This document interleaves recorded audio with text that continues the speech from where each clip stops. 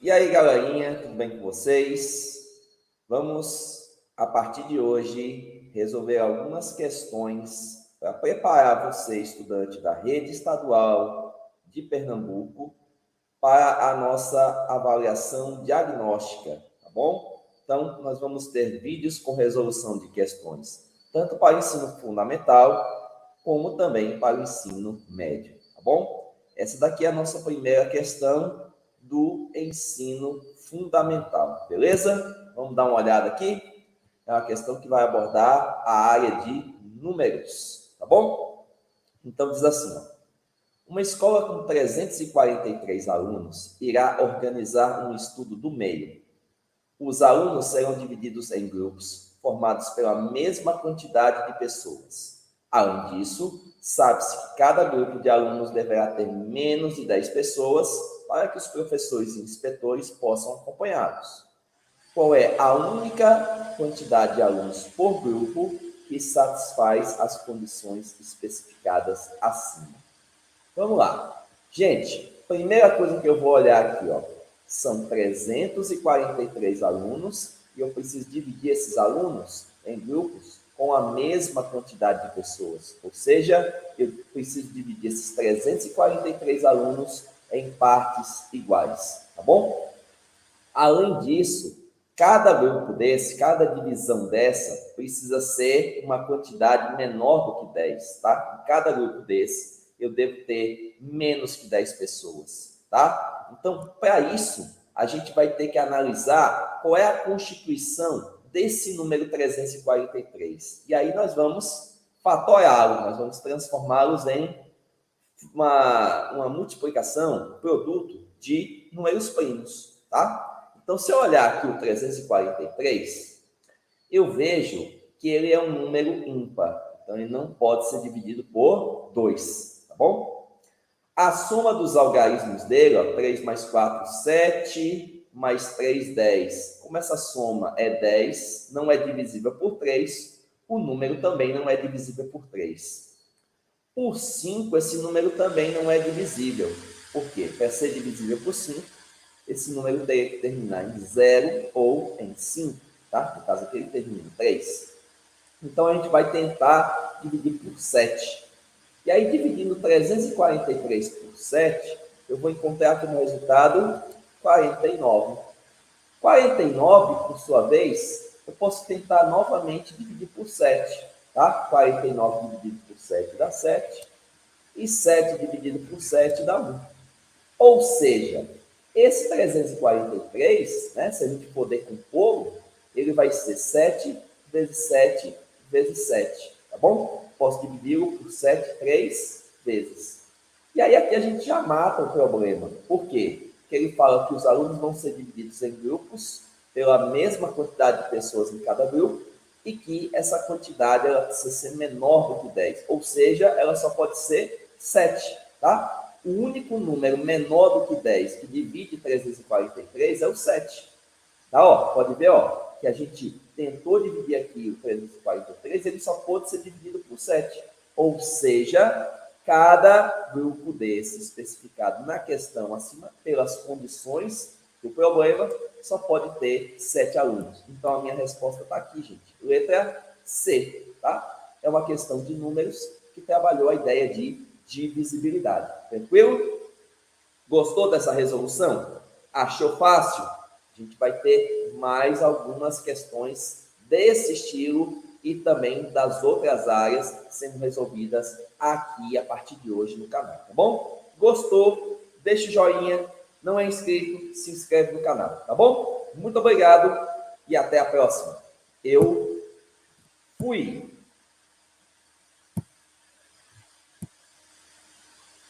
E aí, galerinha, tudo bem com vocês? Mais uma questão visando a nossa avaliação diagnóstica do estado de Pernambuco, tá? Mais uma questão aí para a galerinha do ensino fundamental, tá? Questão 2 é uma questão que vai trabalhar novamente a área de números, tá bom? Vamos lá, vamos dar uma lida aqui.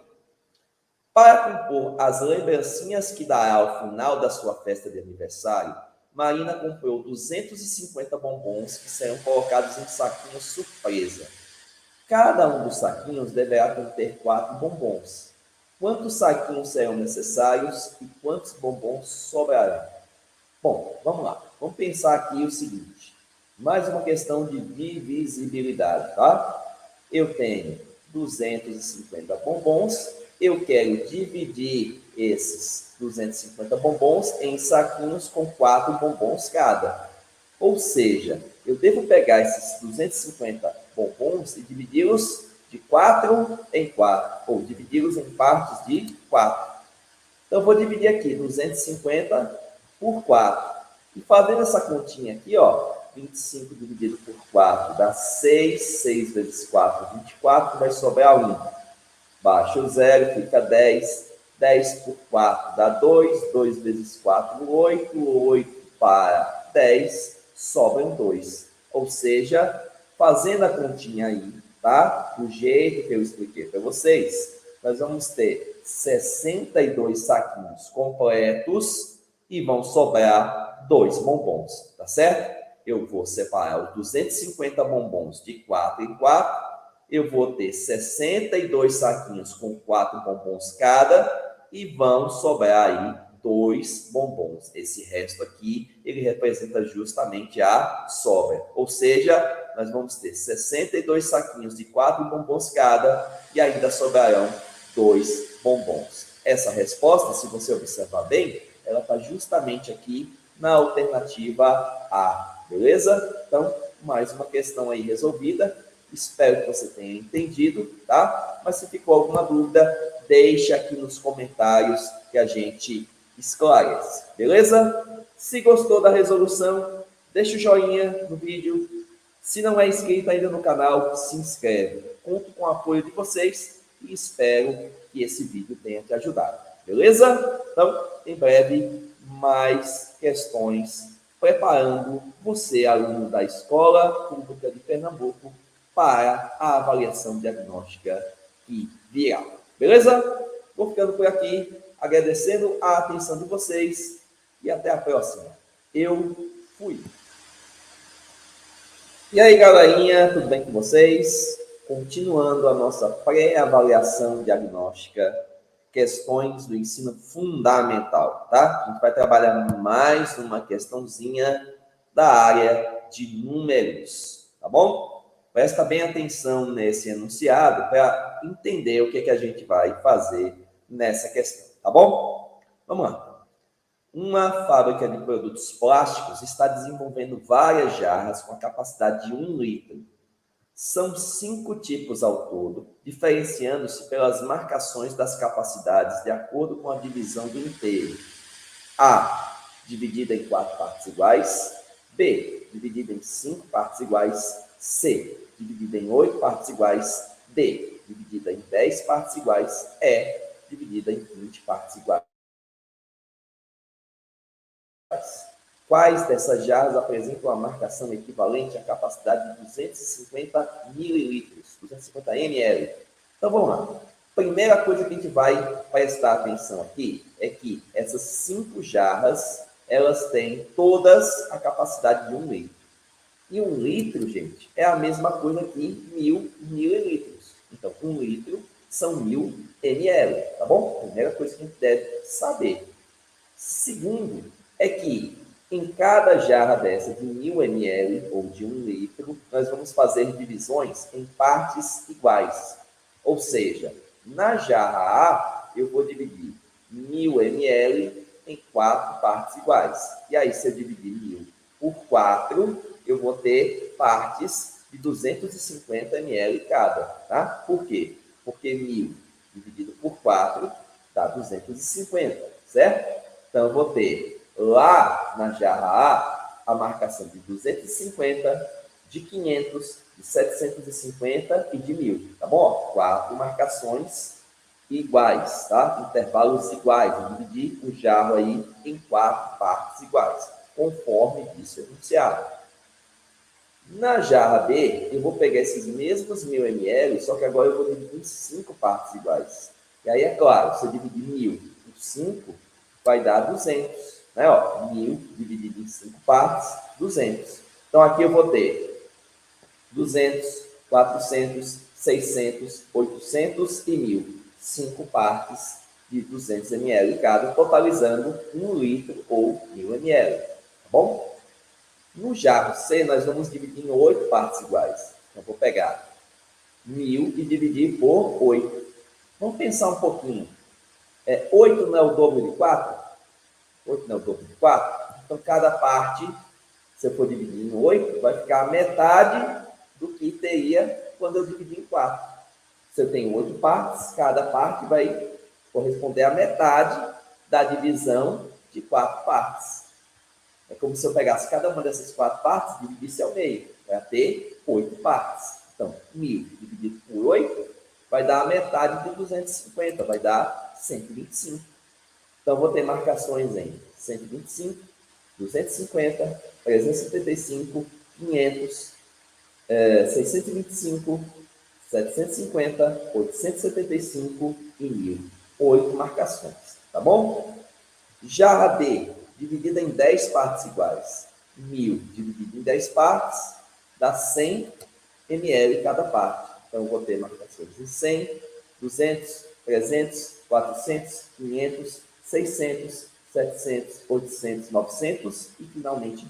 10 partes, tá bom? E, por último, a jarra E, que eu vou dividir em 20 partes iguais. Então, 1.000 dividido por 20, eu vou ter partes de 50, tá? É como se cada uma dessas 10 partes fosse dividida ao meio, então essa capacidade vai ser dividida ao meio também, 20 partes de 50 ml. E aí de 50 em 50 eu vou ter uma marcação, tá? Eu vou ter marcação de 50, de 100, de 150, 200, 250, 300, 350, 400, 450 e assim sucessivamente até chegarmos no 1.000, onde nós vamos ter a divisão do litro em 20 partes, beleza? Então, fizemos aí as divisões, tá? Em cada um dos 5 jarros, tá? Ele quer saber quais dessas jarras apresentam a marcação equivalente à capacidade de 250. E aí, é claro, a gente viu como é que vai ficar a divisão em cada uma dessas. No primeiro vaso, nós vamos ter com certeza a marcação de 250, né? Porque, como eu estava dizendo, eu vou marcar em 250, em 500, em 750 e em 1.000. Então, com certeza, no jarro A, nós vamos ter essa marcação de 250 ml. No jarro B, não, porque se são 5 partes de 200, eu vou ter uma marcação em 200 e a outra em 400. Eu não vou ter a marcação de 250. Então, jarro A sim, mas jarro B não. Jarro C, partes de 125. Então, vou de 125 em 125. Então, 125, 250, olha, 375, 500 e aí até chegar em 1.000. Esse jarro C também vai ter a marcação equivalente a 250 ml. Tá? Então, A sim, B não, C sim. D, são partes de 100. Então, 100, 200, 300. Não passa pelo 250. Então, jarro D, não. E, finalmente, jarro E, 50, 100, 150, 200, 250. Passa com a marcação 250. Então, jarro E, sim. Conclusão, jarro A, sim. Tá? Jarro B, não. Jarro C, sim. Jarro D, não. Jarro E, sim. A marcação correspondente a 250 ml vai estar nos jarros A, C e E, ou seja, apenas as jarras A, C e E, resposta correta, a alternativa D de dado, tá bom? Mais uma questão de divisibilidade, e aí preste atenção aí, meu amigo, minha amiga, aluno das escolas estaduais de Pernambuco. Divisibilidade é uma coisa que você do ensino fundamental tem a obrigação de saber, tá bom? Já resolvemos aí 3 questões da parte de números e ambas trabalharam a ideia de divisibilidade, tá? Então, presta atenção que esse é um tópico que vai aparecer na tua prova diagnóstica, na tua avaliação diagnóstica de 2022, tá bom? Fica aqui a dica, espero que tenha gostado da resolução, espero que tenha entendido, tá? Mas, claro, se pintou alguma dúvida, se houve alguma incoerência com a sua compreensão, deixe seu comentário aqui que a gente vai tentar esclarecer, beleza? Vou ficando por aqui agradecendo aí a atenção de vocês e em breve a gente vai colocar mais resoluções, mais vídeos aqui no canal, tá bom? Muito obrigado e até a próxima. Valeu, eu fui. E aí, galerinha, tudo bem com vocês? Mais uma questão da nossa pré-avaliação diagnóstica de Pernambuco, tá bom? A gente vai sair um pouquinho da área de números e agora vai entrar na área de álgebra, beleza? Essa daqui é especial para a galerinha do FIFA e do PES, tá bom? Diz assim, ó. Um jogo de futebol para ser jogado no videogame permite configurar o tempo de partida em 12, 18, 20, 30 ou 40 minutos. Dois amigos escolheram configurar uma partida para durar 20 minutos. Nesta partida, um gol foi marcado aos 72 minutos de jogo. Se uma partida real de futebol dura 90 minutos, após quantos minutos, após o início do videogame começar, o gol foi marcado? Então vamos lá. Aqui, gente, ele quer comparar o tempo real de jogo, que vai de 0 a 90 minutos, com o tempo da partida de videogame. No caso aqui, ela dura 20 minutos, ela vai de 0 a 20 minutos. Então, ele quer fazer uma comparação proporcional, tá certo? Nesse caso, a melhor maneira de você fazer essa comparação proporcional é por meio de uma regrinha de 3, tá bom? Então, aqui a gente vai identificar as grandezas do problema. No caso, seria o instante do gol e a duração da partida, tá? Então, ó, o instante do gol e o tempo de jogo, tá? Na partida real, esse gol ele foi marcado aos 72 minutos de uma partida que dura 90. Então, o gol foi marcado aos 72 de uma partida que dura 90.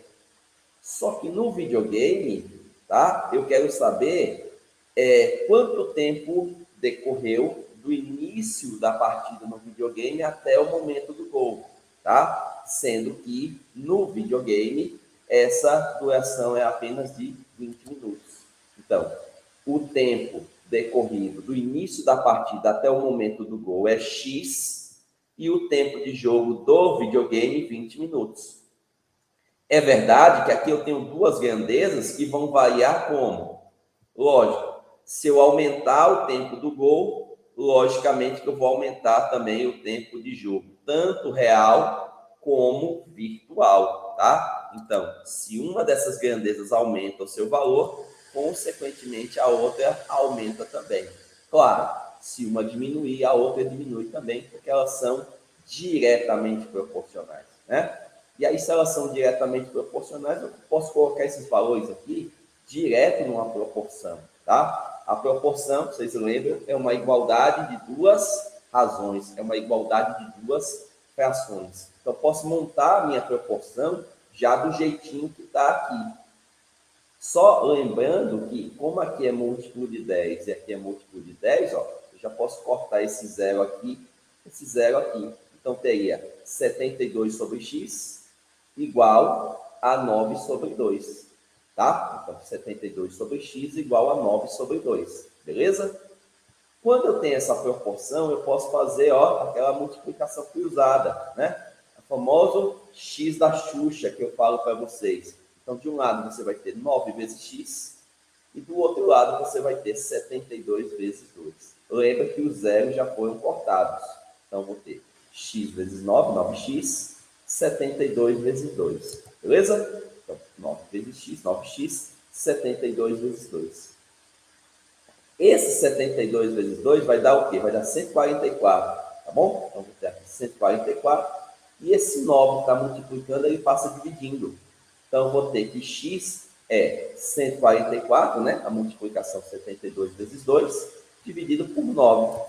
Ó, 144 dividido por 9, eu vou fazer essa continha, vou encontrar justamente 16 minutos. Ou seja, a minha partida de videogame dura 20 minutos e o gol foi marcado aos 16 minutos, tá certo? Então, ó, se uma partida real de futebol dura 90 minutos, após quantos minutos? Depois do videogame ter começado, o gol foi marcado.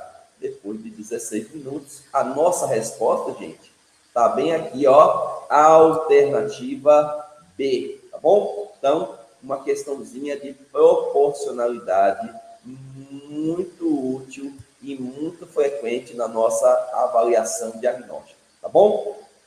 Gostou aí da resolução? Deixa o like no vídeo.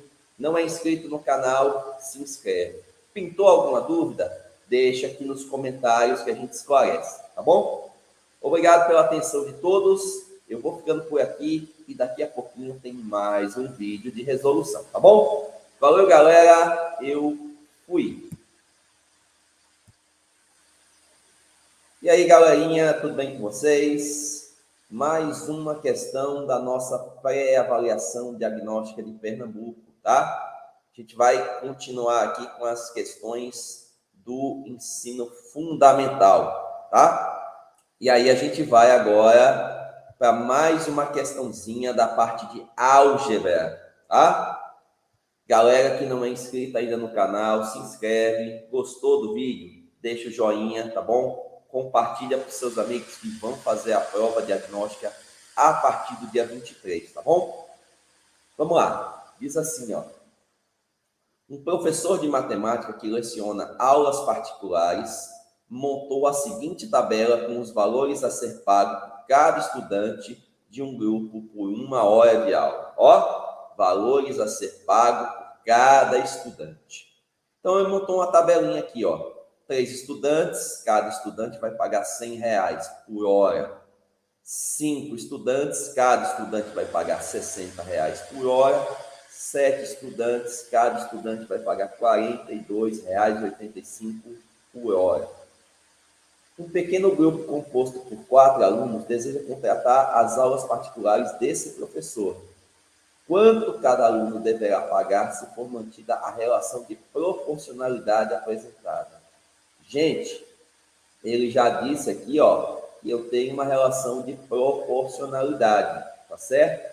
Nesse caso aqui, é uma relação de proporcionalidade inversa. Por quê? Por que ela é inversa? Porque à medida que vai aumentando o número de alunos, o valor a ser pago por cada estudante fica cada vez menor. Então, se eu aumento o número de estudantes, cada estudante vai pagar menos por 1 hora de aula, tá? Ainda assim, uma relação proporcional, é uma proporcionalidade inversa, beleza? Então, eu posso observar que, como é uma proporcionalidade inversa, ó, multiplicando esses valores aqui, ó, o número de estudantes pelo valor pago por cada estudante, eu devo obter uma constante. Eu posso comprovar isso. Querem ver? Então, se forem 3 estudantes, cada um pagando R$100 por hora, ó, o professor ele vai receber R$300. 3 estudantes, cada um pagando R$100, R$300. Agora, se forem 5 estudantes, cada um pagando R$60, 5 vezes 60 também dá R$300. E da mesma forma aqui, ó, 7 estudantes pagando cada um R$42,85, se você fizer a continha aí, vai dar R$299,95. Ou seja, não vamos brigar por 5 centavos, a gente arredonda aí para R$300, beleza? Então, deu para perceber aqui o quê? Deu para perceber que o professor está recebendo, independente do número de alunos, ele está recebendo R$300 por cada hora de aula, certo? Então, ó, o professor vai cobrar R$300 por cada hora de aula. A minha questão fala em a gente montar um grupo de 4 alunos, ou seja, a gente dividiria esses R$300 igualmente pelos 4 alunos. Assim como, ó, os R$300 aqui foram divididos para 3 alunos, deu R$100 para cada. Assim como aqui, ó, R$300 dividido para 5, deu R$60 para cada. E também aqui, ó, R$300 dividido para 7, R$42,85 para cada, tá? Só que agora a gente vai fazer uma distribuição apenas para 4 alunos. Então, vou pegar aqui 300 dividir para 4 alunos, vai dar o quê? Vai dar R$75 para cada um. Ó, a minha resposta está aqui justamente na alternativa B, e é essa a minha resposta. Gostou? Compartilha, deixa o like, tá? Entendeu tudo direitinho? Ótimo. Não entendeu? Tem dúvidas? Deixa suas dúvidas aqui no comentário, e depois eu vou responder você, tá bom? Obrigado aí, galera. Mais uma questão resolvida. Espero que tenham gostado. Eu fui. E aí, galerinha, tudo bem com vocês? Sexta questão da nossa pré-avaliação diagnóstica de Pernambuco, ensino fundamental, tá? Mais uma questãozinha de álgebra aí para a gente desenrolar aqui no YouTube, beleza? Tá? Lembrando que você que ainda não é inscrito, se inscreve no canal, gostou do vídeo, deixa o likezão aí, tranquilo? Questãozinha clássica da balança de 2 pratos, do equilíbrio da balança de 2 pratos, que é a ideia inicial de equações, tá? Então, o que ele diz aqui, ó? Abaixo temos uma balança em perfeito equilíbrio que contém blocos no formato de pirâmides, esferas e cubos. Sabendo que sólidos iguais necessariamente, ou seja, obrigatoriamente, têm o mesmo peso e que cada cubo pesa 16 quilos, determine o peso de cada esfera. Então, vamos lá. Vamos observar que a única coisa que eu sei aqui é que esses dois lados, esses dois pratos da balança estão em equilíbrio, ou seja, o mesmo peso que eu tenho de um lado, eu também tenho do outro, tá? E que cada cubinho vermelho desse aqui, ó, ele pesa 16 quilos, tá? Eu nem sei o peso da pirâmide e nem sei o peso das esferas. Eu quero saber o peso de cada esfera. Vamos lá. Então, vamos partir da ideia de que eu não conhecesse nem o peso do cubo, nem o peso das pirâmides, nem o peso das esferas, tá? Vamos imaginar que eu não conhecesse nenhum desses pesos, tá? Para facilitar um pouco a história, eu vou dizer que o peso do cubo é C, tá bom? C, para você lembrar que é cubo. O peso da pirâmide é P, para você lembrar que P é de pirâmide. E eu vou chamar o peso da esfera de E, para você lembrar que E é de esfera, tá bom? Então, ó, C para o cubo, P para a pirâmide, E para a esfera, tá bom? Então, se a gente analisar isso aqui, ó, o peso que eu tenho do lado esquerdo da balança é igual ao peso que eu tenho do lado direito, tá bom? E aí, no lado esquerdo, o que eu tenho? Eu tenho dois cubos, ó, 2C mais uma pirâmide, mais um P. Eu tenho 2C mais P, tá bom? E do lado direito, o que eu tenho? Eu tenho C, um cubo, mais P, uma pirâmide, e mais 2E, são duas esferas, certo? Então, eu poderia equacionar isso. Tá, ó, 2C mais P, ó, lado esquerdo. Do lado direito, eu tenho um cubo, duas esferas e uma pirâmide, certo? Ó, do meu lado esquerdo, eu tenho dois cubos mais uma pirâmide. Do meu lado direito, um cubo mais duas esferas mais uma pirâmide. Como há um equilíbrio, há uma igualdade entre o peso do lado esquerdo e o peso do lado direito. Tá certo? Vamos fazer o seguinte: se essa balança está equilibrada e eu tirar uma mesma coisa de um lado e também do outro, concorda que essa balança ela vai continuar equilibrada? Vejam, ela está equilibrada. Eu vou tirar uma mesma coisa de um lado e do outro e ela vai manter o equilíbrio. Então, o que é que eu vou fazer aqui, ó? Eu estou vendo que eu tenho uma pirâmide do lado esquerdo e uma pirâmide do lado direito. Eu poderia tirar uma pirâmide do lado esquerdo e uma do lado direito, o que estava equilibrado, continua equilibrado. Posso dizer mais. Aqui eu tenho 2 cubos. Se eu tirar um cubo de um lado e tirar um cubo do outro, eu mantenho o equilíbrio, perfeito? Então, o que eu vou fazer aqui? Tiro uma pirâmide de cada lado e eu tiro um cubo de cada lado, certo? Vou tirar um cubo e uma pirâmide aqui, um cubo e uma pirâmide aqui. O que vai sobrar? Se eu tirar um cubo e uma pirâmide aqui, vai sobrar só um cubo. Se eu tirar um cubo e uma pirâmide aqui, o que vão sobrar? 2 esferas. Então, eu vou tirar um cubo e uma pirâmide de cada lado, vai sobrar um cubo do lado esquerdo, eu tirei um cubo e uma pirâmide, certo? Sobrou um cubo do lado esquerdo. Tirei aqui do lado direito também um cubo e uma pirâmide, sobraram 2 esferas. Agora, vamos voltar aqui para o problema. Lembra que ele disse que o cubo pesa 16? Então, C é 16. 16 é igual a 2E. Ou seja, 2 esferas pesam o mesmo que o cubo. 2 esferas pesam 16. Só que ele disse que sólidos iguais têm o mesmo peso. Então, se 2 esferas têm 16 quilos, cada esfera vai ter o quê? Metade de 16, ou seja, 8 quilos. Ou seja, cada esfera tem 8 quilos. Ele quer determinar o peso de cada esfera. Eu já vou marcar aqui de cara a alternativa C, tá bom? Então, é uma questãozinha clássica, tá? E é uma questãozinha que você precisa observar bem, precisa dominar bem essa técnica de cálculo para não errar lá na avaliação diagnóstica, ok? Pintou alguma dúvida? Deixa o seu comentário aqui no vídeo. Se gostou, deixa o joinha, se inscreve no canal e compartilha esse vídeo. Tranquilo? Agradeço demais a atenção de vocês e até a próxima. Eu fui. E aí, galerinha, tudo bem com vocês? Voltando às nossas questões da pré-avaliação diagnóstica para turmas do ensino fundamental. Certo? A gente vai colocar aqui nesse vídeo uma questãozinha de geometria, uma questãozinha que vai te ajudar a trabalhar as localizações, beleza?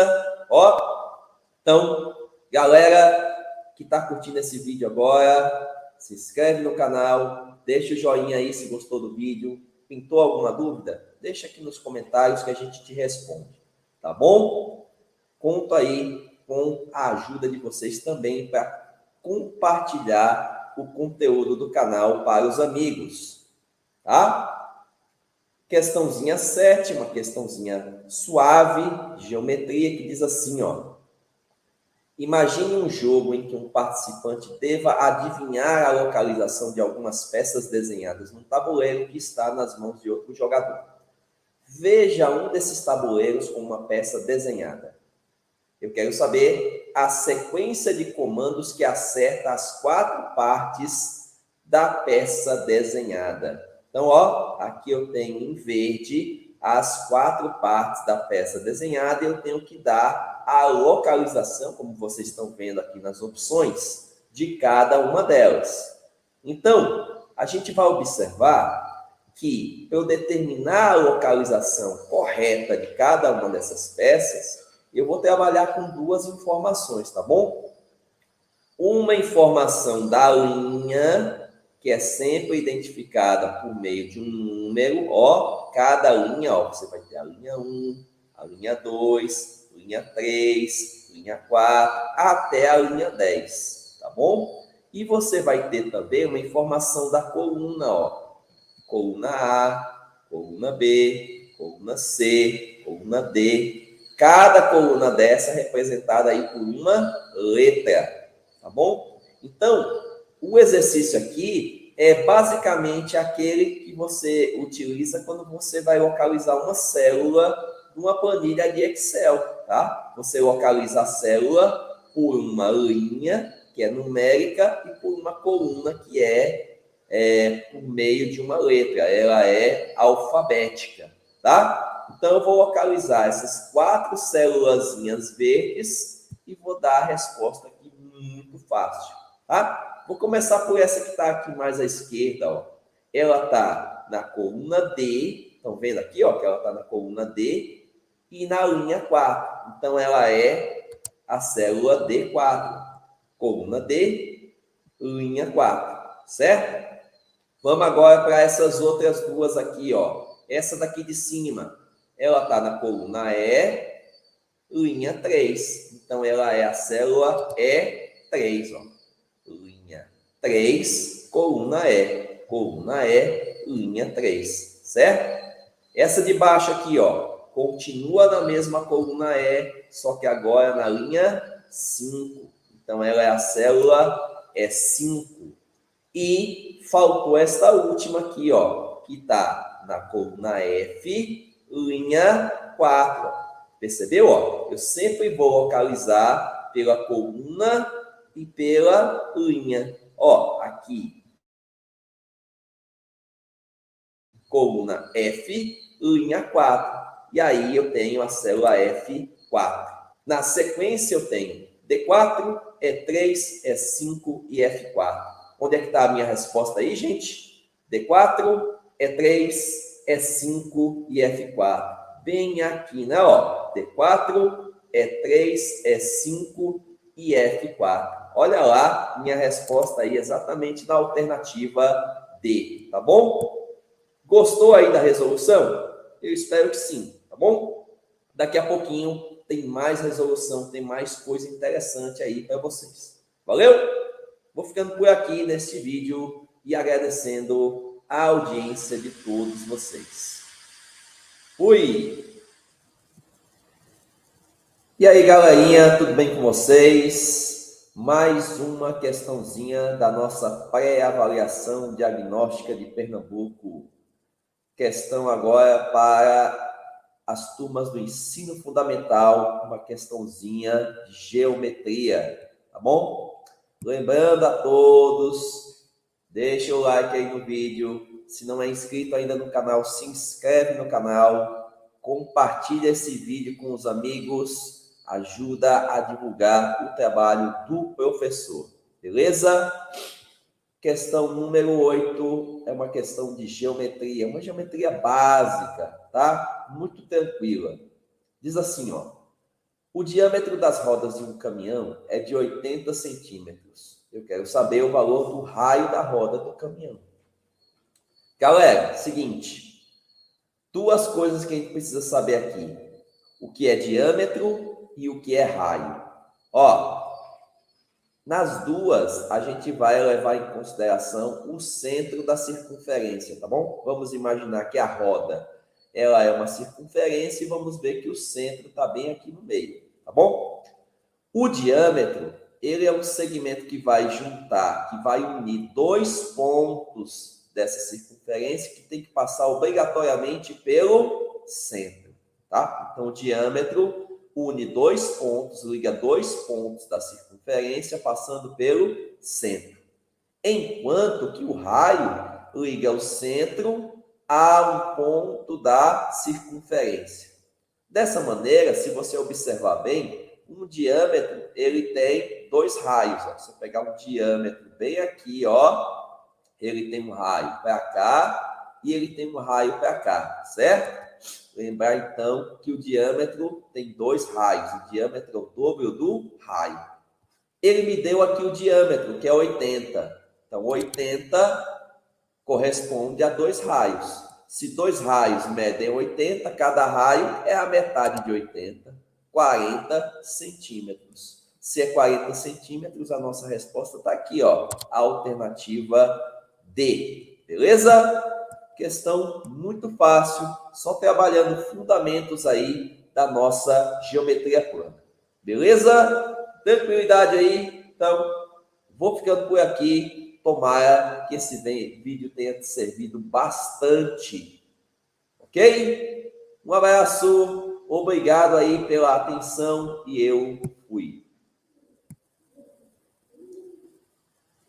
E aí, galerinha, tudo bem com vocês? Nona questão da nossa pré-avaliação diagnóstica para as turmas de ensino fundamental. Mais uma questão da área de geometria, tá? A gente vai trabalhar com a ideia de áreas e semelhança de áreas, beleza? Bom, diz aqui, ó, na malha quadriculada desenhada abaixo, todos os quadradinhos têm o mesmo tamanho e a parte colorida de cinza representa o jardim da casa de Luísa. Nessa área, Luísa quer construir uma quadra de esportes com o dobro das dimensões desse jardim. Para representar essa quadra, quantos quadradinhos ela utilizará?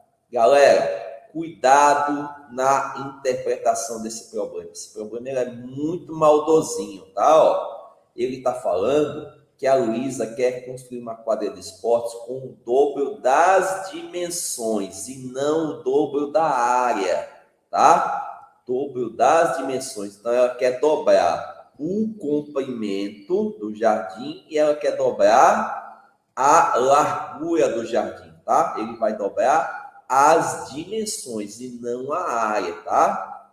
Observe, nesse jardim você tem, no comprimento, você tem 1, 2, 3, 4, 5, 6, 7, 8, 9 quadradinhos. E na largura você tem 1, 2, 3, 4 quadradinhos. Você tem 9 por 4, tá? Se você fizer aqui 9 vezes 4, você vai ter 36 quadradinhos, tá? Ó, então, a área do jardim são 36 quadradinhos, que é justamente 9 por 4, tá? Ó, você tem aqui uma área de 9 por 4. 9 vezes 4, 36. Aí, por que eu digo que essa questão é maldosa? Porque se você, ao invés de olhar dobro das dimensões, você olhar dobro da área, você vai dobrar 36, vai para 72 e vai querer marcar a letra B. É o nosso famoso teorema de Silas, tá? Se lascou. Por quê? Porque não prestou atenção no nosso enunciado. Então, na verdade, o que eu quero não é dobrar a área, e sim dobrar as dimensões. Então, para essa quadra, eu vou dobrar a largura e vou dobrar o comprimento. Então, na verdade, eu vou ter um quadradinho de 18 por 8. Ou seja, a minha área vai ser 18 vezes 8, fazendo as continhas aí, ó, 18 vezes 8, vai dar exatamente 144 quadradinhos, que é essa sim a resposta correta.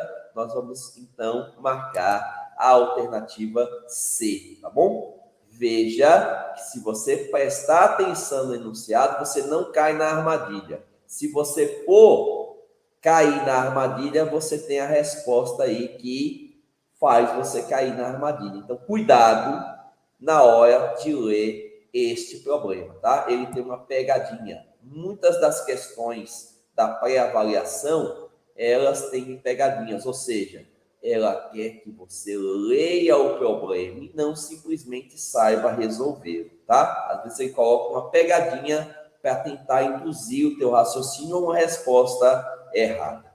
Tranquilo? Então, não caia nesse golpe.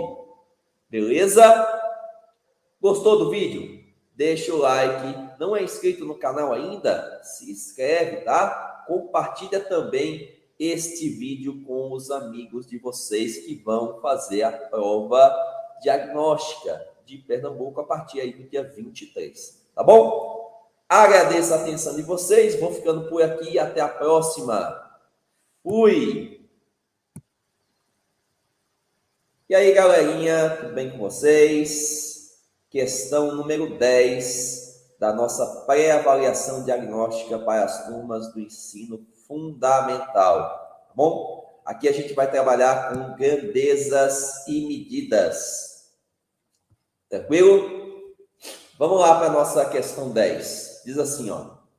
Uma caneca tem o formato de um cilindro reto, como na foto abaixo, e possui 0,350 decímetros cúbicos de capacidade. Ó. Então, a caneca tem o formato de um cilindro reto e possui 0,350 decímetros cúbicos de capacidade. Tá aqui a canequinha, o todinho.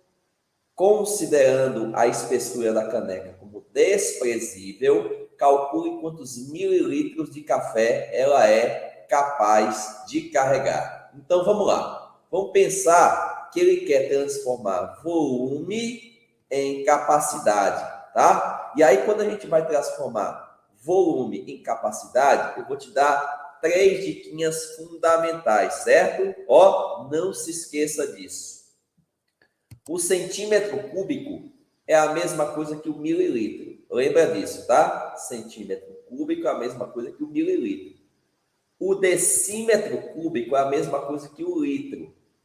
E o metro cúbico que você vê aí na tua conta de água da Compesa, quando chega o papel da água aí na tua casa, esse metro cúbico, no qual é calculado o consumo, ele corresponde a 1000 litros, certo? Então, ó, não esquece disso. Centímetro cúbico é o ml, decímetro cúbico é o litro, o metro cúbico são 1000 litros, certo?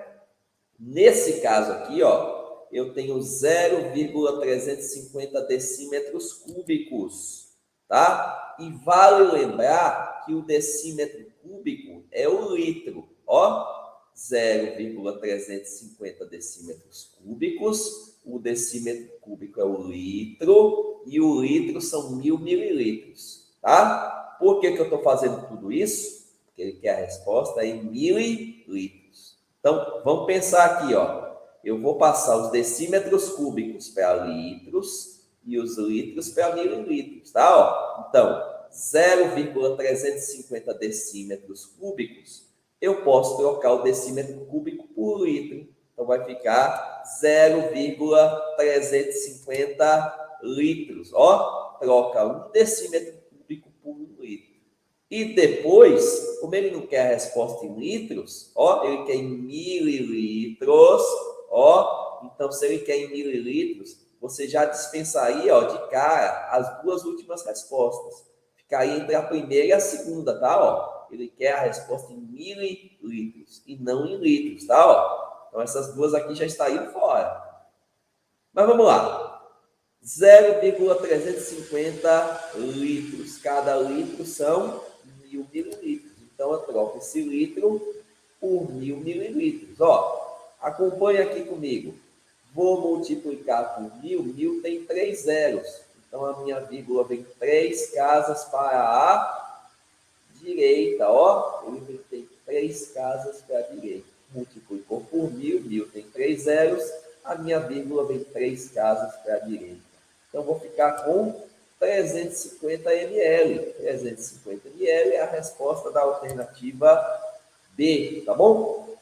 Então, ó, é um lembrete aqui importante que serviu para a gente resolver essa questão, mas que com certeza vai servir para você resolver várias outras questões. Tranquilo aí? Gostou da dica? Então, deixa aí o like no vídeo, se inscreve no canal e compartilha esse vídeo com os amigos que também vão fazer a avaliação diagnóstica aí de Pernambuco a partir do dia 23 de março. Beleza? Então, eu vou ficando por aqui. Agradeço demais a presença de vocês, a atenção de vocês e até a próxima, galera. Eu fui! E aí, galerinha, tudo bem com vocês? Mais uma questão da nossa pré-avaliação diagnóstica do estado de Pernambuco, tá bom? Aqui a gente vai resolver uma questão de geometria para as turmas do ensino fundamental, tá? A gente entra aqui na ideia de grandezas e medidas, mas a gente também pode pensar que isso aqui tem uma coisinha aí de geometria, tá bom? Então, a questão que vai trabalhar tanto a ideia de grandezas e medidas, como também a ideia de geometria, tá bom? Lembrando, galera, que se você gostar dessa dica, deixa o joinha aí. Não é inscrito ainda no canal? Se inscreve, dá uma ajuda aí ao professor e, principalmente, compartilha esse vídeo para que mais pessoas possam ter contato com ele, tá bom? E aí, vamos ver o que reserva essa nossa questão 11. Diz assim, ó. Arthur está começando a praticar atividade física e, para aquecer seus músculos, corre 3 voltas em uma praça próxima à sua casa, que tem um formato circular com 98 metros de diâmetro. Ó, 98 metros de diâmetro. Ele dá 3 voltas numa praça circular com 98 metros de diâmetro. Quantos metros Arthur percorre ao completar as 3 voltas inteiras na praça? Considere π igual a 3,1, ó, e o comprimento da circunferência C igual a 2π vezes o raio.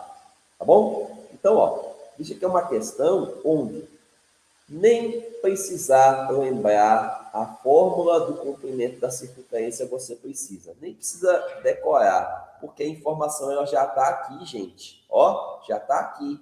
Outra coisa, presta atenção que no lugar do π você vai colocar 3,1, tá? Siga exatamente as orientações do teu problema, tá? Então, vou pegar já essa formulazinha que calcula o comprimento da circunferência, eu vou colocar aqui, ó. Para uma volta, eu vou ter o comprimento, né, da circunferência, que é 2π vezes o raio. Agora, presta atenção que ele não me deu o raio, ele me deu o diâmetro. Então, tenho que lembrar que o diâmetro corresponde a 2 raios, tá? Lembra que a gente mostrou em uma questão anterior que o diâmetro é o dobro do raio? Então, para facilitar um pouco as coisas, ó, eu queria que vocês vissem aqui onde você tem 2R, ó. Tá vendo esse 2 vezes R aqui, ó? 2 vezes R. Eu vou trocar esse 2 vezes R pelo D. Então, eu teria diâmetro vezes π, tá bom? Ó, no lugar do 2R, eu coloquei o diâmetro, tá? Diâmetro vezes π. Por quê? Porque aí eu já pego a informação direta aqui do problema, certo? Evita de você pegar o diâmetro, dividir por 2 para achar o raio e depois ter que multiplicar por 2 de novo. Percebeu que você vai fazer uma coisa e depois você vai desfazer ela? Tá, ó. Se você quiser, lógico, pegar esses 98, dividir por 2, dá 49, né? Você vai achar o raio que é 49. Aí você vai ter 2 vezes 49 aqui, que dá 98. Então, percebeu que você perdeu tempo para fazer uma coisa que era desnecessária? Então, a gente se liga nesses detalhes e já ganha tempo aqui, ó. No lugar de 2R, eu coloco o diâmetro, tá bom? E aí, eu já vou encontrar o comprimento de uma volta direto, porque eu vou ter 98 do diâmetro vezes 3,1 do π, que foi a instrução que ele me deu aqui no enunciado. Então, eu tenho 98 do diâmetro vezes 3,1. Faça essa continha aqui, ó, 98 vezes 31. Resultado em uma casa decimal vai me dar 303,8, certo? Multiplicou aqui 98 por 31 e colocou a tua resposta com uma casa decimal, que é uma casa decimal daqui, tá? Ó, as medidas estão em metros, o meu comprimento também vai estar em metros. Só que detalhe, isso aqui é o comprimento de uma circunferência, de uma volta. E lembrem, ó, se você se empolgar demais, tem a resposta aqui, letra B, e não marque ela. Por quê? Porque ela não é a resposta correta. Esse 303,8 é o comprimento de apenas uma volta. Entretanto, como a gente lê o problema aqui, ó, vimos que o Arthur ele não dá uma volta só, ele dá 3 voltas. Então, ele percorre essa distância 3 vezes. Então, para 3 voltas, 3 vezes o comprimento de uma volta. 3 vezes 303,8. Faz a continha, você vai chegar a quanto? 911,4. E essa sim é a resposta que a gente deve marcar. Então, ó, presta atenção. Essas questões, elas são cheias de pegadinhas, tá? Você calculou aqui, ó, tem a resposta lá, mas não quer dizer que você já vai sair marcando ela não, tá? Ó, olha para o enunciado e vê direitinho o que está sendo pedido. É o comprimento de uma volta só? Não, é o comprimento de 3 voltas. Então, 3 vezes o comprimento de uma volta, tá? Se você ler direitinho, se você perceber esse detalhe direitinho, eu tenho certeza que você não vai se enganar. E aí, ao invés de marcar a letra B, que é a casquinha de banana aí, você vai marcar a resposta correta que está aqui, gente, na alternativa D, tá bom? Então, cuidado com essas pegadinhas que vez ou outra aparecem nas questões de avaliação diagnóstica, tá? Cuidado para não cair em pegadinhas, tá? E aí o conselho é: faça a leitura correta, a leitura adequada do enunciado do texto da tua questão, tá bom? Então, espero que tenham gostado aí da dica. Cuidado com as armadilhas da prova. E eu vou ficando por aqui agradecendo mais uma vez a presença de vocês. E eu fui. E aí, galerinha, tudo bem com vocês? Questão número 12 aqui da nossa pré-avaliação diagnóstica para as turmas do ensino fundamental, tá bom? Mais uma questãozinha aí, que trabalha a ideia de grandezas e medidas, associada, logicamente, à geometria, tá bom? Lembrando, se você gostar da dica, deixa sempre o like aqui nos vídeos, tá bom? Se ainda não é inscrito no canal, dê aquela moral pro professor, se inscreve no canal, dá uma ajudinha pra gente também, tá bom? Isso ajuda o YouTube a divulgar melhor o nosso conteúdo, beleza? Conto com a ajuda de vocês. Questão 12, gente. Diz assim, ó, analise os dois blocos retangulares abaixo.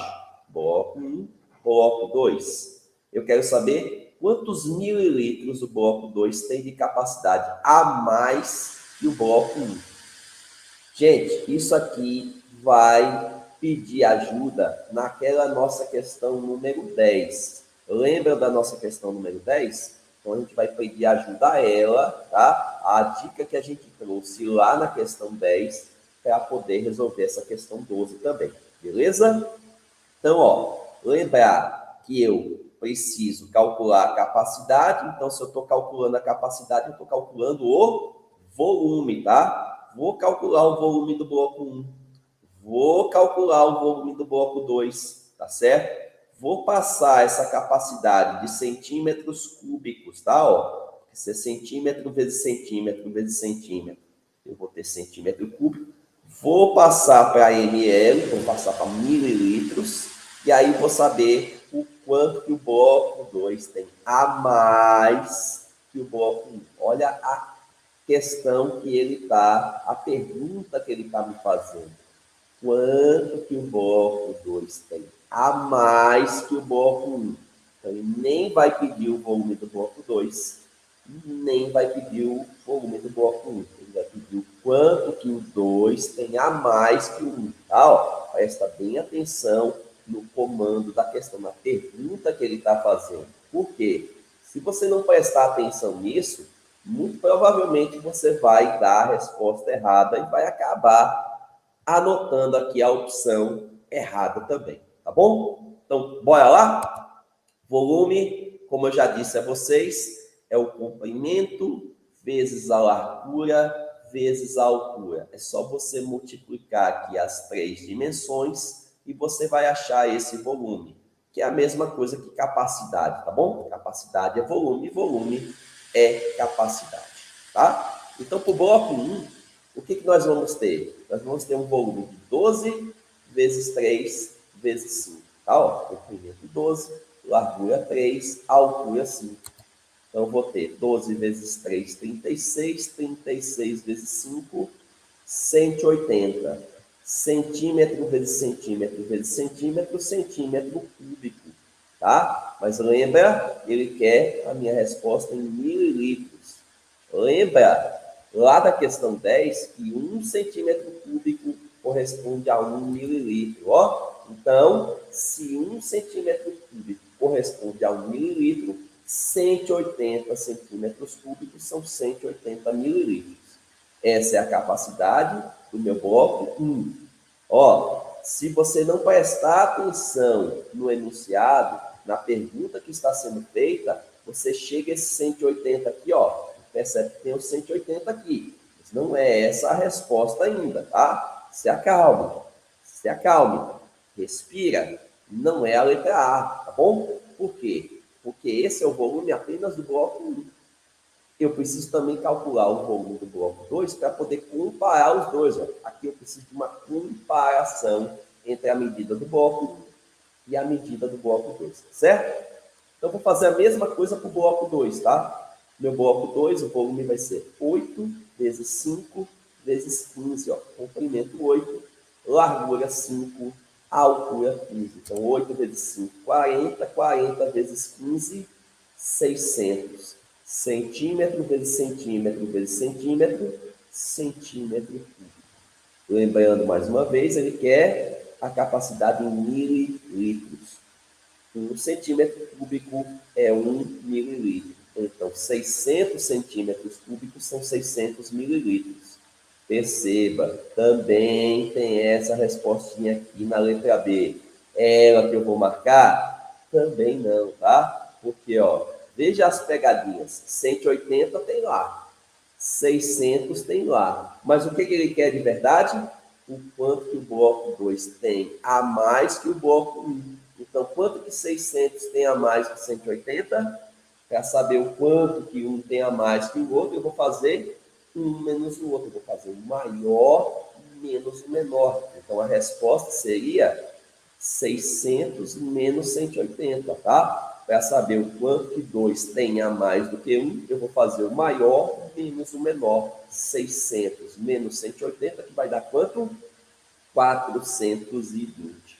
Então, meus amigos, minhas amigas, a resposta nem está na letra A e nem está na letra B. A resposta correta da pergunta que ele fez para essa questão, ela está na alternativa C, tá bom? Então, veja, se você não prestar atenção direitinho na pergunta, no texto da questão, muito provavelmente você vai errar o problema, tá bom? Então, não vai acontecer isso com você, porque você já está atento, você já está esperto, você é um garoto esperto, você é uma garota esperta e não vai cair nessa armadilha, tá bom? Então, gostou da dica? Deixa o like, se inscreve no canal e eu vou ficando por aqui.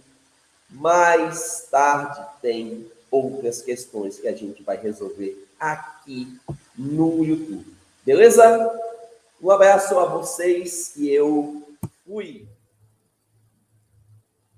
E aí, galerinha, tudo bem com vocês? Mais uma questãozinha aí da nossa pré-avaliação diagnóstica, agora para as turmas de ensino fundamental, tá? Como vocês estão vendo aí, nessa questão 3 a gente vai abordar a área de estatística e probabilidade, tá? Mais especificamente aí, a ideia de medidas de tendência central, que a gente vai trabalhar nesta questão e na questão de número 15 do próximo vídeo, tá bom? Beleza?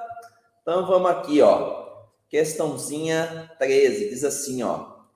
Uma padaria teve os seguintes rendimentos ao longo da semana.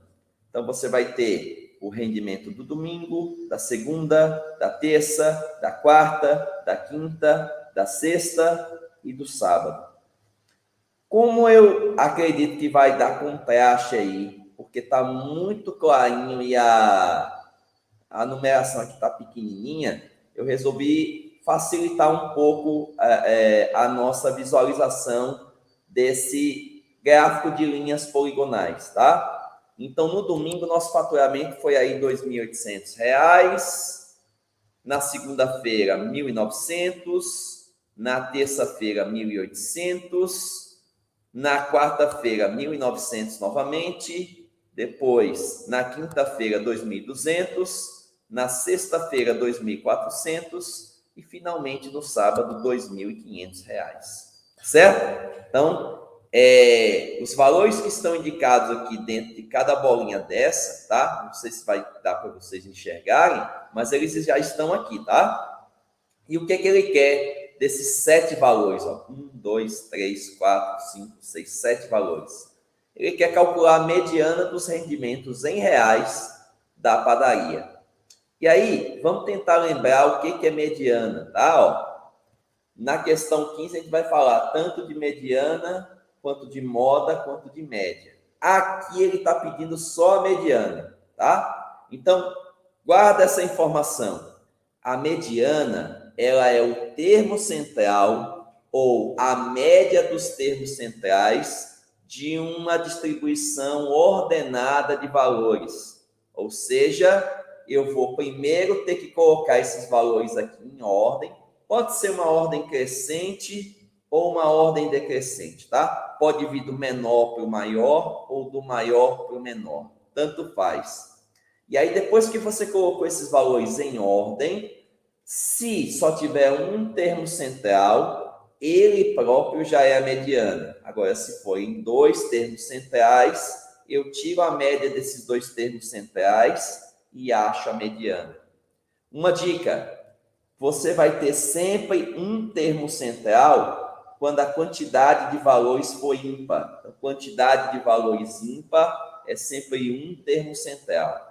Quantidade par de valores, dois termos centrais, tá? Então, nesse caso aqui, eu tenho 1, 2, 3, 4, 5, 6, 7 valores. 7 é uma quantidade ímpar. Então, como é uma quantidade ímpar, eu vou ter apenas um termo central e esse termo central já é a mediana.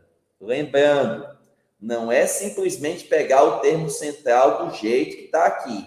Eu primeiro preciso colocar os valores em ordem e só depois que colocar os valores em ordem é que eu vou colocar ou buscar o termo central, tá bom?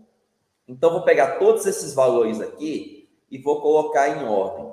Eu vou estabelecer a ordem crescente, ou seja, do menor para o maior, tá bom? Então, se a gente pegar aqui a ordem crescente, organizar esses valores do menor para o maior, o primeiro deles é o 1.800. Depois você tem o 1.900 duas vezes. Depois você tem o 2.200 uma vez.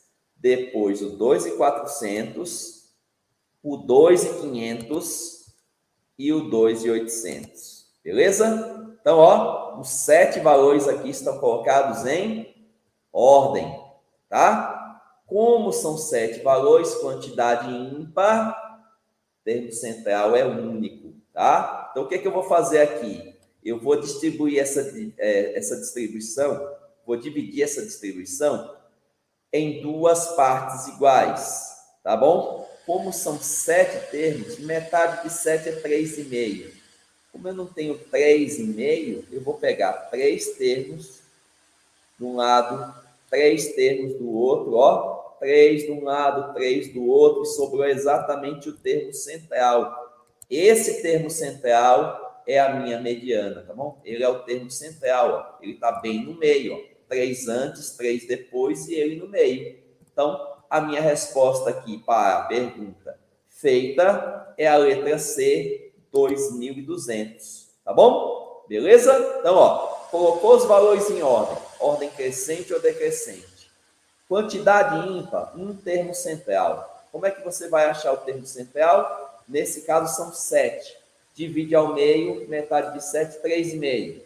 Como não tem 3 termos e meio, ó, 3 de um lado, 3 do outro, quem sobrou vai ser o meu termo central, ó. 2.200, minha resposta, letra C, muito simples.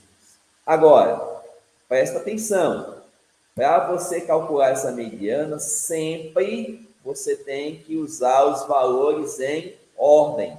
Ordem crescente ou ordem decrescente, tá? Então, colocou os valores em ordem.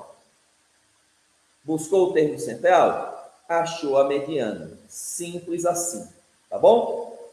Então, gostou da dica? Deixa o like no vídeo, se inscreve aí no canal, compartilhe o vídeo, compartilhe a dica e eu vou ficando por aqui, certo? Daqui a pouquinho mais questões sobre essa área de estatística e probabilidade, tá bom? Um abraço a todos e eu fui! E aí, galerinha, tudo bem com vocês? Questão número 14 da pré-avaliação diagnóstica para as turmas de ensino fundamental, tá? Mais uma questãozinha aí da parte de estatística e probabilidade, tá? Aqui é uma questãozinha que vai trabalhar a ideia de amostras, tá bom? Então, vamos dar uma lidinha aqui e entender o que a questão está nos exigindo. Diz assim, ó, a produção de artesanato de um pequeno grupo de artesãs é de 500 peças por dia. Todas as peças são numeradas e armazenadas logo após serem produzidas. Ao final de cada dia, então, temos 500 peças numeradas de 1 a 500. Deseja-se extrair uma amostra sistemática de tamanho 20, iniciando pela peça 5. Marque a única alternativa que contém a numeração das 6 próximas peças. Gente, aqui é uma questão bem interessante, porque ele fala em amostra sistemática, tá bom? Então, o que é uma amostra sistemática? É uma amostra regular, ok? Então, veja que a amostra, eu tenho que ver qual é o tamanho dela em relação à população aqui, que no caso é a quantidade de peças produzidas. E aí eu vou fazer uma divisão dessa população em partes exatamente iguais, tá? Então, no caso, se eu tenho 500 peças e eu vou pegar uma amostra de 20, tá? Eu vou pegar essas 500 peças, dividir em partes iguais, em 20 partes iguais, tá bom? Então, vou pegar 500 e dividir igualmente em 20 partes, que é o tamanho da minha amostra.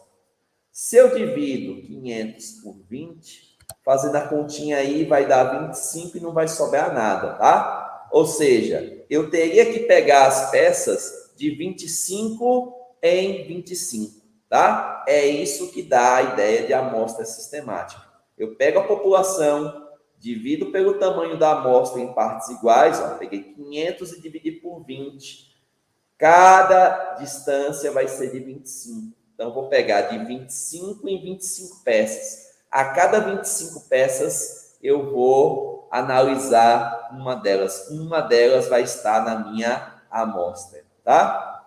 Interessante que ele está dizendo que a primeira peça que ele pegou é a peça 5, tá?